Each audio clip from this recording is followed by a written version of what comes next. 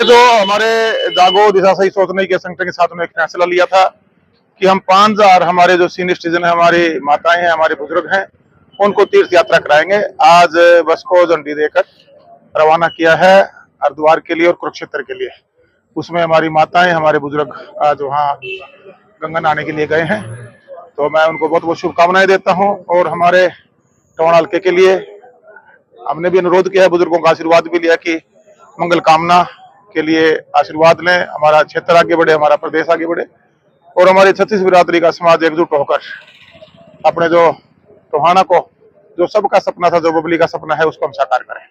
हमारे बुजुर्गों को सम्मान मिले। पहले भी आपने देखा होगा कि संगठन बार बार बुजुर्गों को सम्मानित करने के लिए अनेकों कार्यक्रम चलाए हैं।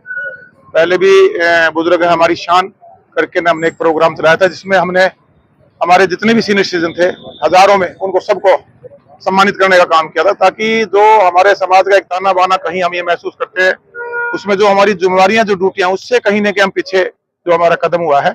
युवाओं को प्रेरित करना है कि सबसे बड़े देवी देवता अगर कोई है तो हमें जन्म देने वाले हमारे माता पिता हैं। हम उनका आदर सत्कार करें और उनका पूरा सम्मान मिले, ये हमारी सबकी जिम्मेवारी बनती है। ये हमारा समाज में पहले ताना बाना था, जो अपने जिम्मेवारियां थी, हम उनके प्रति ज्यादा जागरूक भी थे, सचेत भी थे।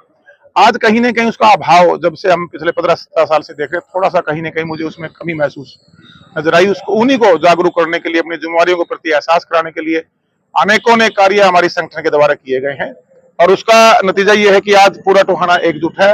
जात पात से ऊपर उठकर, धर्म से ऊपर उठकर हमने एकता का प्रतीक 2019 के चुनाव में भी दिया। आपने पूरा संगठित हुए सारे सर्व समाज के लोगों ने सच्चाई और अच्छाई का साथ दिया था। उसी का कारण है कि आज टोहाना विकास के पथ पर है, प्रगति की तरफ हमारे कदम बढ़े हैं। चाहे हम बतौर एक समाज सेवी सेवादार के रूप में काम करने का सौभाग्य है, हमारे पूर्वजों की परंपरा को आगे बढ़ाने का सौभाग्य है, या एक विधायक के नाते जो टोहाना को हमने आगे लेके जाना था, जो सरकार के माध्यम से मूलभूत सुविधाएं थी उनको देने की जो बात थी, या मंत्री होते हुए जो कार्य हम करा पाए, आज यही उसका एक कारण है कि टोहाना का पूरे 90 हल्कों में अलग दिखाई देता है। और मैं उन सब हमारे संगठन के एक साथी का धन्यवाद करना चाहूंगा कि ये जितना भी जो भी कार्य संगठन कर पाया, ये अकेला बबली नहीं कर पाता।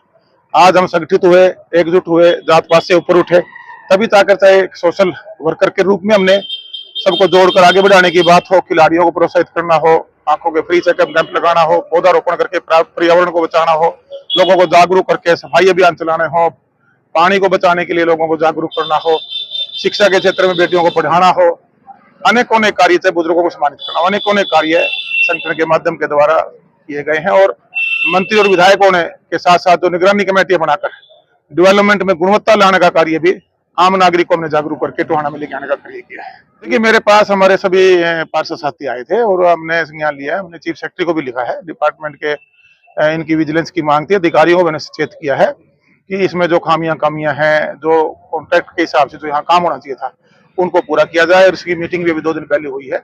आज मैं सभी अपने पार्षद साथियों के साथ बैठ के हम उस पर भी अधिकारियों से भी संज्ञान लेंगे और उस पर चर्चा करेंगे कि हमारा शहर साफ सुथरा रहे और कूड़ा प्रबंधन के लिए जो कॉन्ट्रैक्ट हुआ है, जो कॉन्ट्रैक्टर है, वो भी प्रमुखता के साथ अपने कार्य को पूर्ण तरीके से करे, उसमें कोई कोताही ना बरते। अगर उसमें फिर भी कोई खामियां पाई जाती हैं तो उसकी हमने जो मेरे पास सारे पार्षद साथी आए थे, हमने चीफ सेक्रेटरी को लिखा और उसमें कोई खामियां पाएगी तो उसकी जांच भी करवाई जाएगी।